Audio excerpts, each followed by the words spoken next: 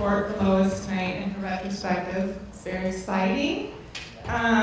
It's part of the Edwin and Charles Milner Women in the Arts Lecture and Exhibition Series. And what can I say? I don't know her that well, but the little bit of time I've worked with her, she's awesome. You know, she's an awesome person. I'm delighted to introduce Lois Duffy, a Silver City artist whose work is a vibrant mosaic that blends humor, seriousness, and thought-provoking themes. Lois's artistic journey began on the East Coast, continued through Florida, and ultimately brought her to Silver City, where she has resided for over 2 decades. Her diverse experiences in these locations have profoundly influenced her art, which reflects timeless themes of people, places, history, and nature. Please welcome Lois Duffy.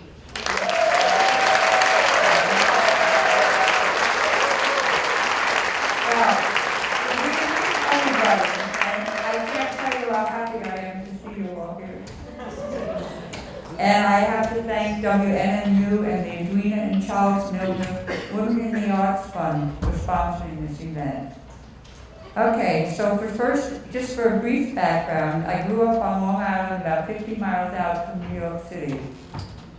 It was very rural then. I studied illustration at Pratt Institute in Brooklyn for 1 year. Got married in 1955 and moved to the Berkshires in western Massachusetts. I lived there for the next 30 years, and that's where my 4 children were born, of which 3 are here.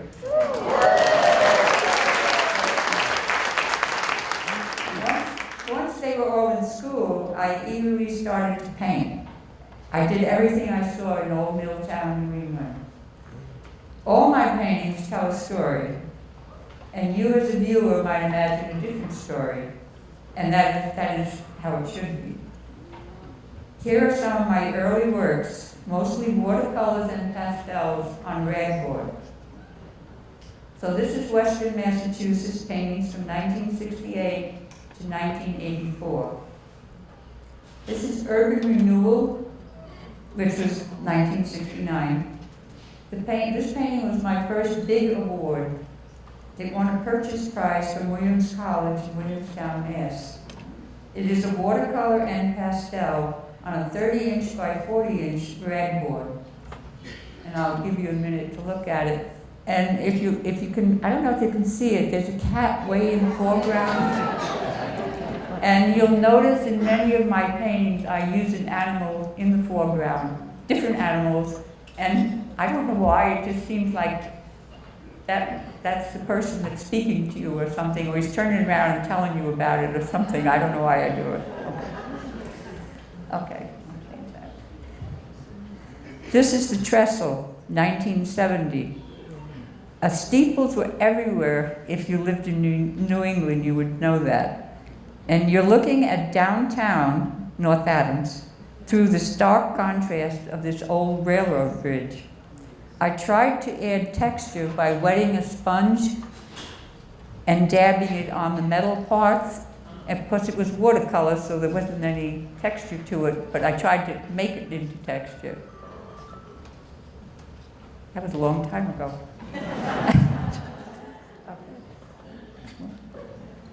I Never Promised You a Rose Garden, 1973. New England had many ethnic neighborhoods. This painting was in the Little Italy section of town, where they grew the best roses. And this is, again, a watercolor and pastel, and of course the inevitable wash line.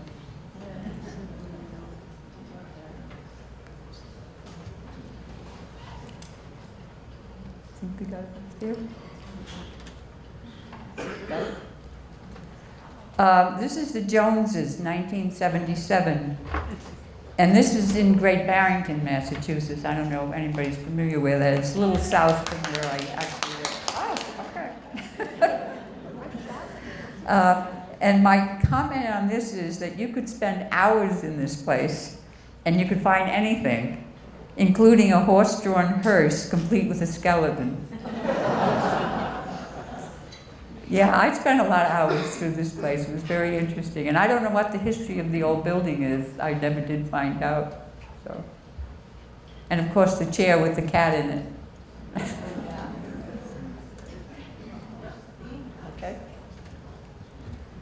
The Mill Worker, 1982, so we're getting up there now.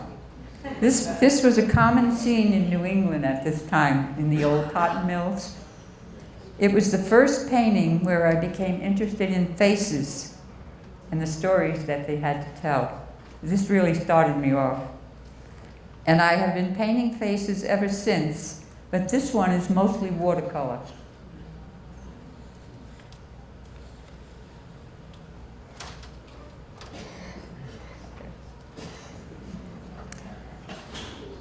Whoops, I changed my page too soon. Kearney, 1983, so you can see this was just before I moved to Florida. I have always loved carnivals. This was a typical traveling carnival that stopped in small towns for a night out for the locals. And it was a different medium. It was alkyd, which is a fast-drying oil paint, and it was on masonite. Acrylic paints were just becoming popular, but very difficult to use, if any of you have been artists and tried them years ago. They dried so fast and they were almost impossible to match colors. But in the next 20 years, they've vastly improved them. This is actually, I own this painting. Okay. Ready?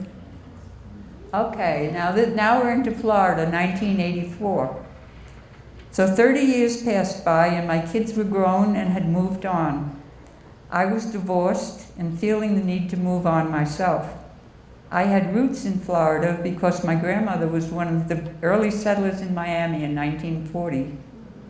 So in 1984, I packed up my 2 cats and a dog and moved to Florida.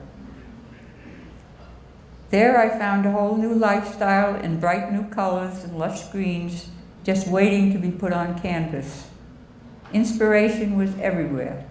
I changed from watercolor to acrylics, never went back to watercolor, and I painted on large canvases. And I experimented with all that acrylics had to offer: gels, molding compounds, glazes, and most of all, textures. And I also met my second husband, John Duffy, in Florida. So this is the bamboo garden. And once again, this is the lush greens and the colors of Florida. They just overwhelm you. And if you look really hard, you can see a tiny Buddha in the lower left, just above that one flower. I don't know if you can make it out or not.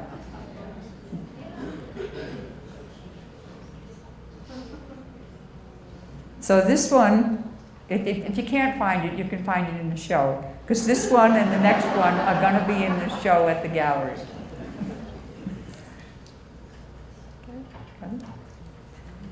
The Loxahatchee River, this will be in the show as well, which I'm glad because it has texture to the water, believe it or not, and it doesn't show up as well in the photograph as seeing it in person. So you can see that I was fascinated by water in all its variations and colors. This was a chance to try out new ideas with reflections, texture, light, and shadow. And that's what it was all about.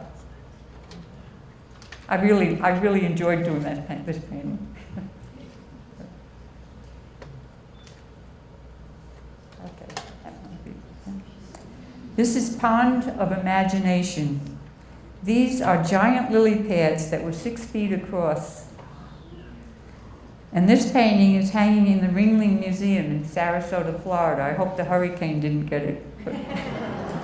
It was painted at a botanical garden where I often found inspiration. I spend hours at the botanical gardens. Yeah.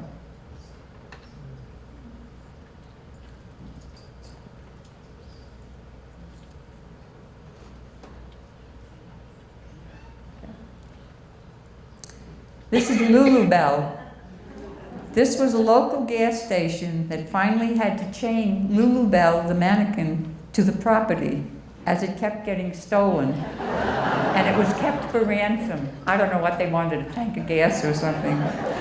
But anyway, the local folks really had a sense of humor with this one. And that's where I lived, in Jensen Beach, Florida. Yeah.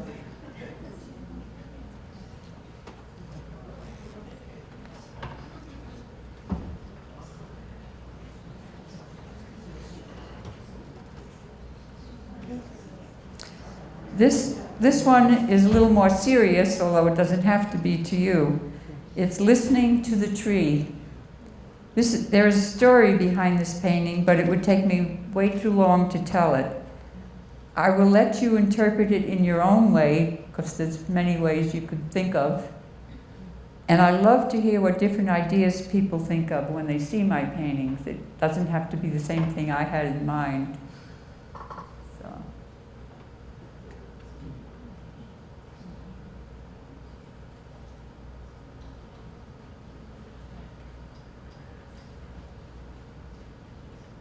I'm just giving you a little time to look at each one of them, so.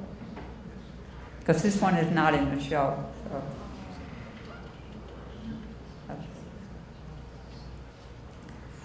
The web. This is a woman breaking out of her shell of repression and insecurity, caught in the web of life. There are many things to see and think about here. Anybody who knows all the vegetation that's in there is, I admire. If they can think of. And the web itself, the strands in the web were three-dimensional, if you could see it in person. Yeah. And I don't know where I get the idea for these paintings, but anyway.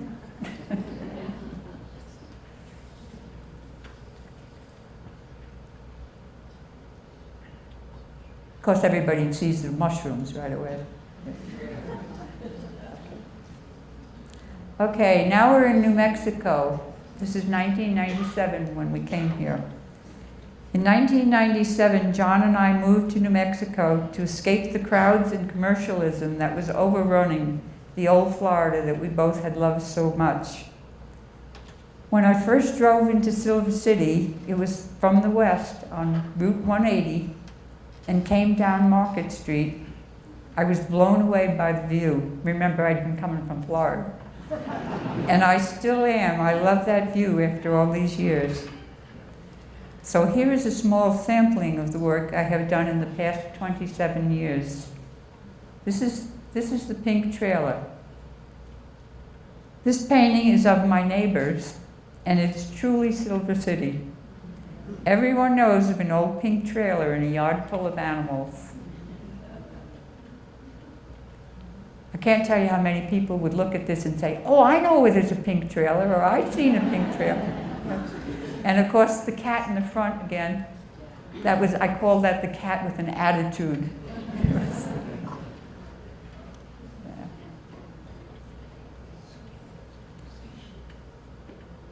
And this one is in the show also. And I don't know if everybody recognizes who this is. It's Ben Lilly.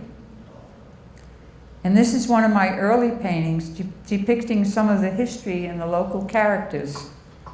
It was one of a series that gave me a chance to learn about the good old days in Grant County and the characters that had lived here. If I look into the history of wherever I moved to, I get a better feel for what present-day life is like. And of course, he hunted the bears, and he had quite a pack of dogs, I understand. Yeah. And the mountain lion, of course, which he was well known for.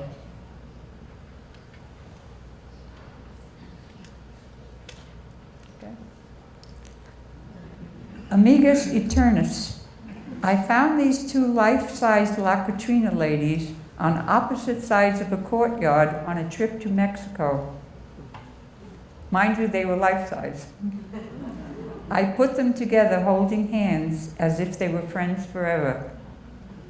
And it's also very appropriate for this time of year, coming into Day of the Dead.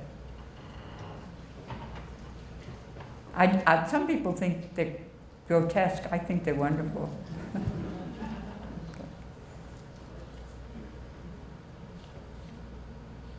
And this is not in the show either. And on the more serious side, this is the Twin Towers, 2001. I painted this immediately after 9/11. I had to cover it at first because people did not want to look at it. Later, it became a topic of intense conversation and videos. I used actual ash at the bottom of the painting and added the immortal phoenix rising from the ashes. The London Times ran it in their Sunday edition in 2003. And that, by the way, is in the show. So. Somebody asked me once how many heads were in there, and it was very it was almost a form of meditation for me to keep doing those heads. So. Okay.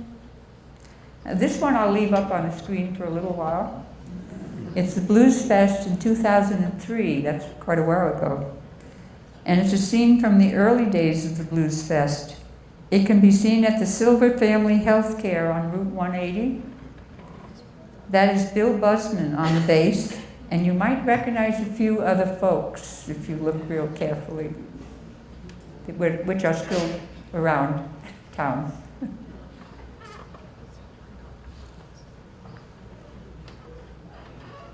And once again, the dog in the foreground, an animal in the foreground. I think they've changed the mural now, if I'm not mistaken. I don't know if there's anybody in the audience that's in that. There is? Okay.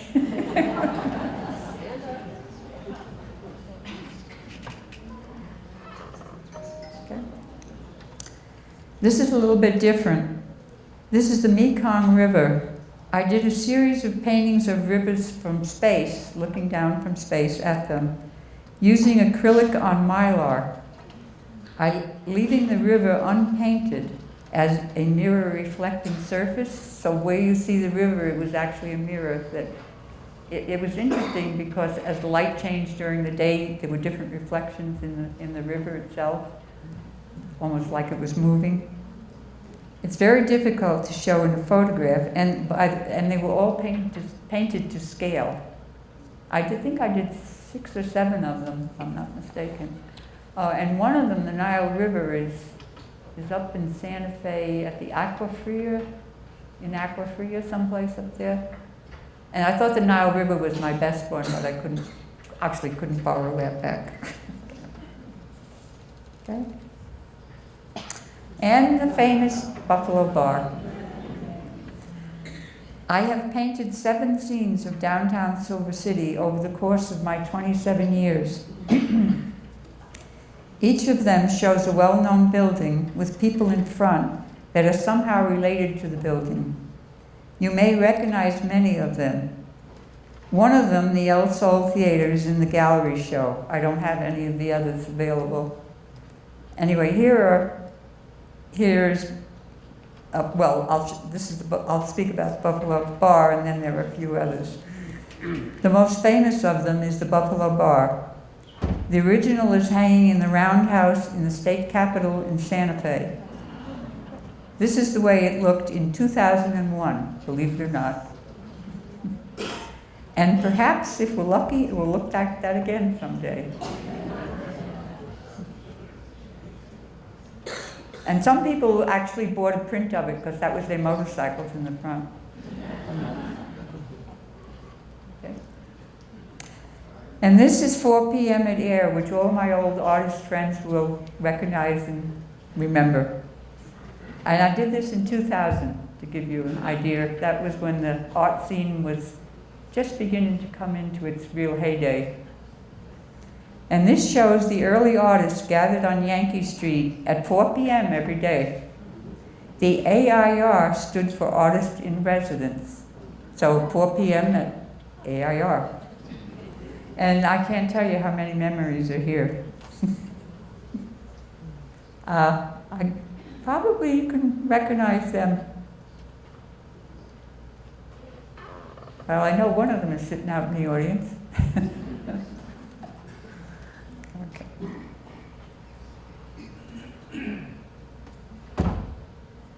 It then became a couple of other coffee shops after that, and it's the only remnant of it now is the Buzz, which has moved down a block. This is the Silver City Food Co-op. This was a very popular spot where you always meet friends and neighbors. It will soon be at a new location on Pope Street, and this view will be gone forever. And I can't really remember the names of all of those. I should, you know. But Tyrone, that's right. That's who it was, right? Okay. And once again, there's animals in the foreground. I wonder if the co-op's going to move that sign with it. Yes, they are? Okay.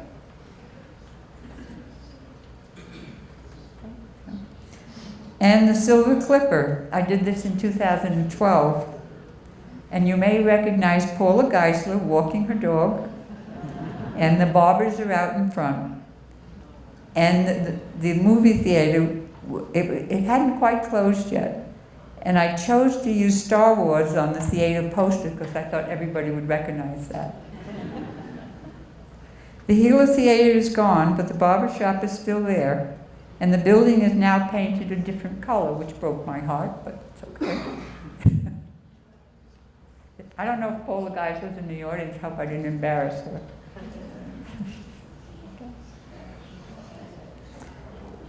This is the 4th of July. This is the Silver City Museum with Harry Benjamin and Susan Berry out in front. Harry Benjamin was already gone, but I had some photos of him that I could use, and so Susan Berry posed for me.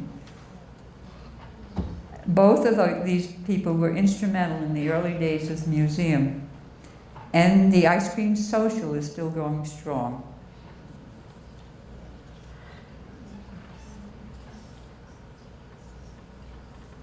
Okay, now we're into portraits.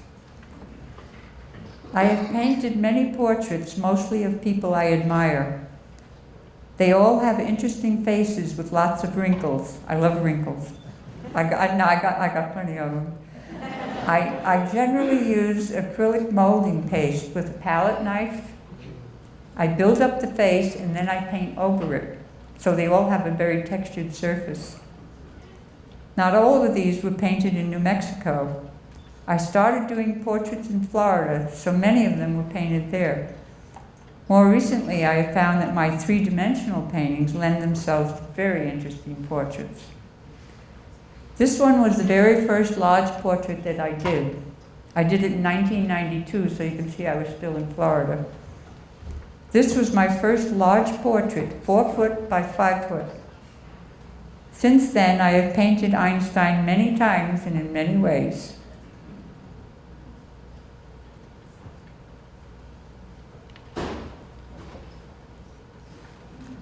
The Lincoln Penny. This painting can be seen in the lobby of the First New Mexico Bank on Route 180. Not many people go into the lobbies anymore, but you're welcome to go in there and view it. I told them that I was going to show it. It goes perfectly with the copper details used in their building.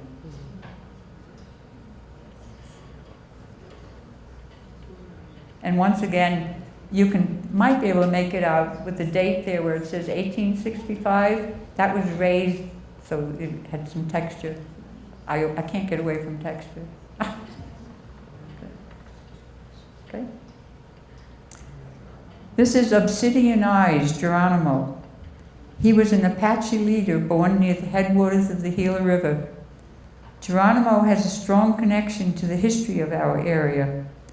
I sometimes wish I had painted him in his old age when his face was a bit more serene.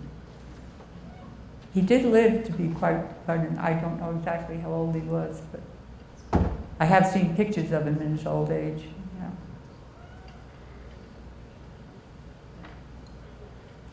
Okay. And the Red Hills, Georgia O'Keeffe.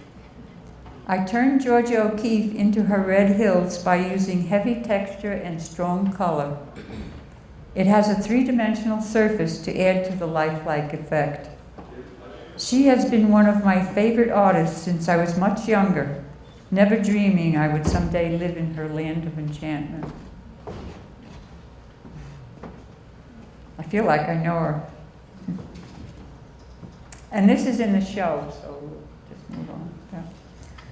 This is Outside Looking In, Frank Lloyd Wright. He was known for his unique buildings and stained glass. Once again, I relied on texture and glazes for emphasis.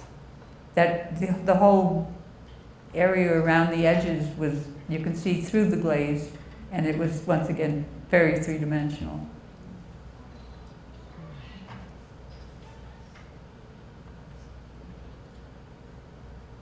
And this one was 4 foot by 5 foot too. Yeah. This is Blue Picasso. There are always two ways of looking at things.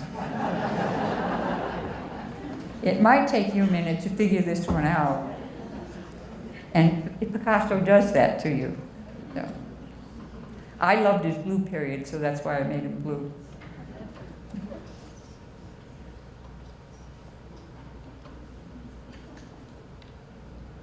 Everybody got it figured out? Okay.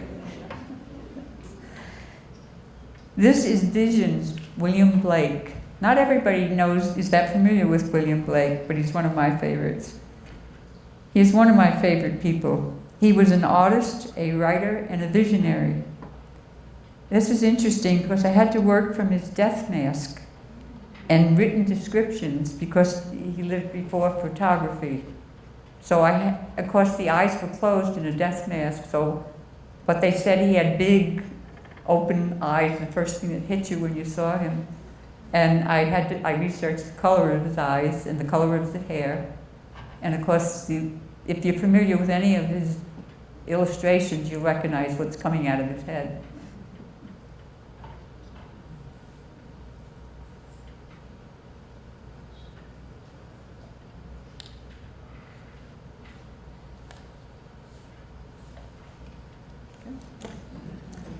Now we're into my 3D cube paintings. I'm not sure where the idea for my cube paintings came from.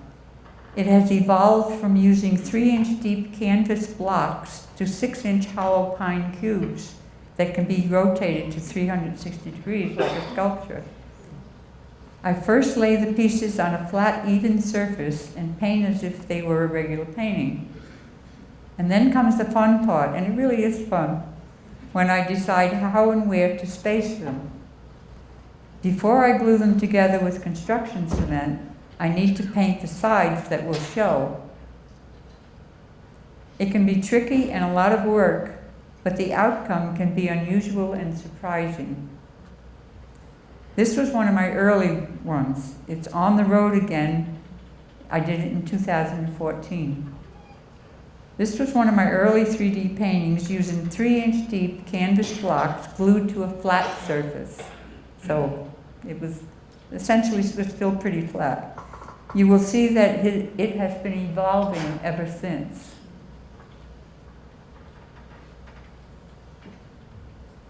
I have a list of the paintings that I've done that are available to be seen in public places here locally. And this is one of them. And also like the one at the Lincoln in the First New Mexico Bank. But there's a list when you get to the gallery if you ever want to see where they are. The private ones, of course, I didn't do that. This is the Yellow Brick Road. I wanted to try a landscape using the three-dimensional paintings, so I painted a road wandering in and out of the surface. I don't know if you can pick out how it goes in and out of the blocks. And of course, it had to be a yellow brick road. Yeah. I love roads going nowhere or going up into the sky.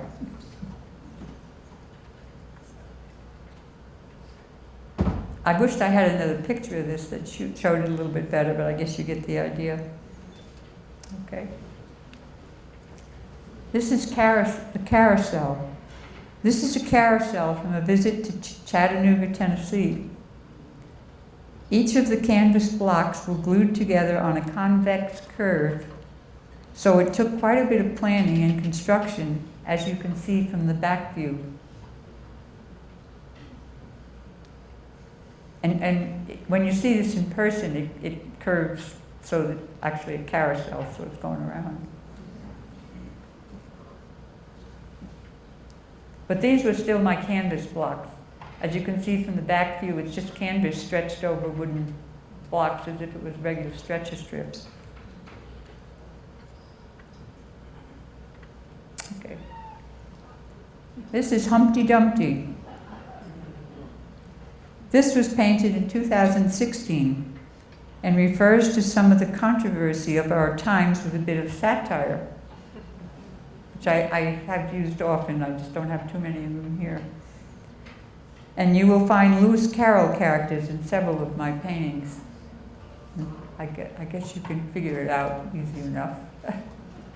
And it started at the top and went this way, so it looked like Humpty Dumpty was falling over. Yeah.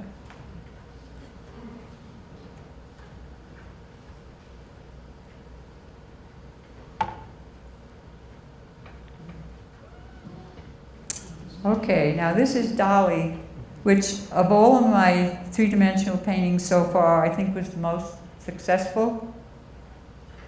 If you look at it carefully, you will see another eye peeking through. This was painted on 6-inch hollow pine cubes that can be viewed 360 degrees like a sculpture. And there's two other views of the side and the back. And I could not get this for the show, so that's why I tried to show the other views of it. And boy, he was perfect subject matter.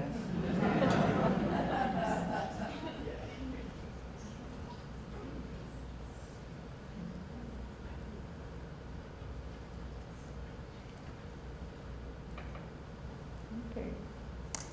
And this is another all-time favorite, RBG.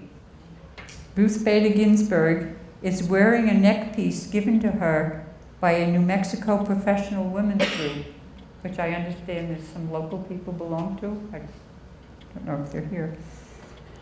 She had a strong connection to our state, and also I've included a couple of views of the work in progress. You can see, you know, if I just put one of the blocks and set it aside, it would look like that top block up there. And you can see I had to paint around the sides. And what I did was I just continued what would have been there if that had been a single painting. So that's why I probably painted her mouth 4 or 5 times, and the eyes 4 or 5 times. And that's just a view of if I took the top off her and it was sitting separately.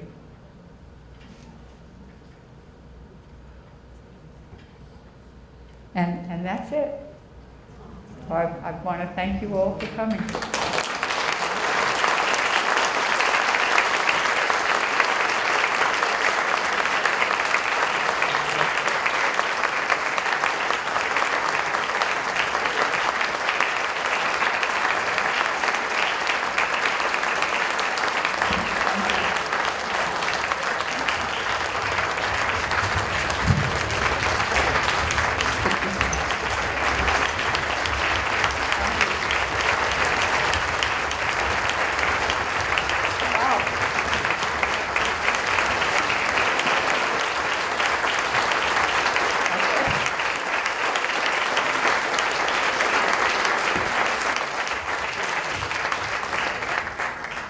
Everyone. We do have a few minutes for some questions.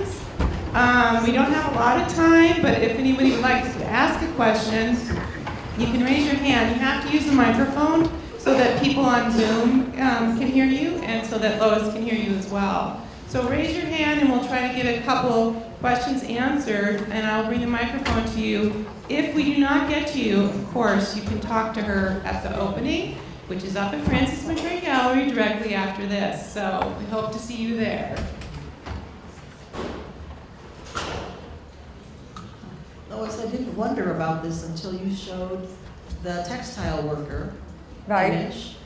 When you're, especially back then, when you're painting faces and people, are you doing it from photographs, or are you visiting people and then likewise, are you also known for plein air work? No, I've never done, well, I've done sketches, as you know, but I've never done a finished plein air work. But the faces, I'll tell you a story about that one. I was working for a firm at the time that was doing printing, and one of my assignments was with a camera, so I had access to these mills in that respect. So I had half a dozen photographs to work from. And so I put it, well, she was sitting where she was, but I put the coat hanging up there and the bag hanging up there and made a scene out of it. But boy, that really did stop me on faces. Yeah. Any other questions? No?